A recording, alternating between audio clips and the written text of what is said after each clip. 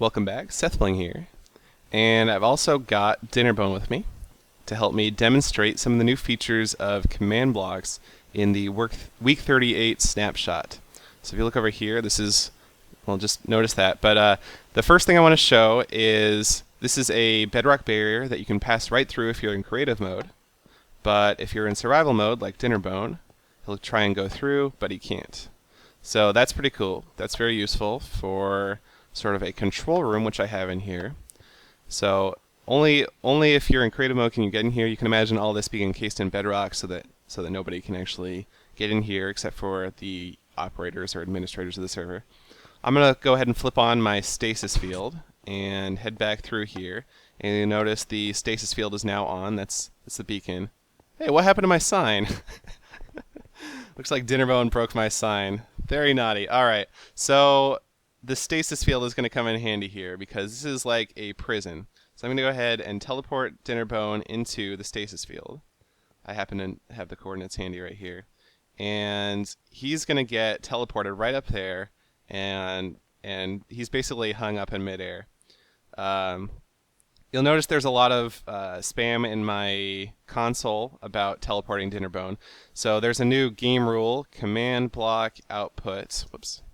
Command block output. So if I turn this off, it's going to stop spamming me, and that's pretty cool.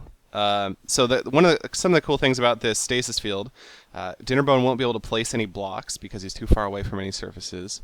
He won't be able to jump because he's just floating in midair, and so he can't starve himself. He will be able to shoot himself with a bow and arrow if he does it right. If he looks up and shoots pretty much straight up, he might be able to do it.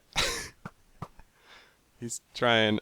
Looks like he's not quite getting the quite art. I think he could do it anyway. So I can use a new feature, another new feature of the Week 38 snapshot. The clear command was in Week 37, and that clears the inventory.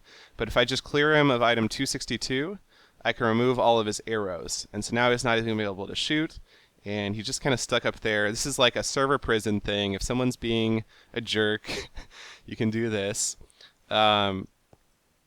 But let me explain how all this stuff works, and I'll get back to Dinnerbone and set him free in a bit. But I think he needs time to think about what he's done. He broke the sign. Come on. All right, so the first thing that I want to show is this is the... oh, he's sorry. Yeah, but is he sorry enough? All right, well, anyway, we'll get back to him. The pressure plates that let you pass through the bedrock barrier. So there are these command blocks underneath the pressure plates. And the command is TP at A, and then there's some parameters for the at A thing, and that's R equals 3 and M equals 1, and then there's some coordinates. So what this does is it teleports everyone within a radius of 3 who is in game mode 1. So the R is the radius, sort of says how far away from the command block can you be, and the M equals 1 says it'll only affect players in game mode 1. And then it teleports them right across the gap to the other side of the wall. And then this is the same thing, except with different coordinates. So that's what teleports you back and forth, and it teleports you just past the pressure plate because you don't want to trigger the other pressure plate. So that's very simple. The other thing I've got here is this stasis field control thing, and basically this lever controls this clock. If I flip the lever, it'll turn the clock on or off. I guess we can let him out now, so that I can demonstrate the clock. When I flip this, the stasis field turns off. He's actually been falling that whole time, so he was building up fall distance, and so when he fell, it killed him. But, you know, he respawned right here because we set his spawn points, and there's the keep inventory game rule, so that he would have his armor and stuff. So I can turn the stasis field on and off with this. That turns the clock on and off here, and that also triggers these command blocks. Now, these command blocks all have the exact same command in them. If I go through all 4, you can see that. And the command demonstrates some more properties or some more parameters that you can use in commands. So this is a teleport command again, and it's using the at A, which means everyone.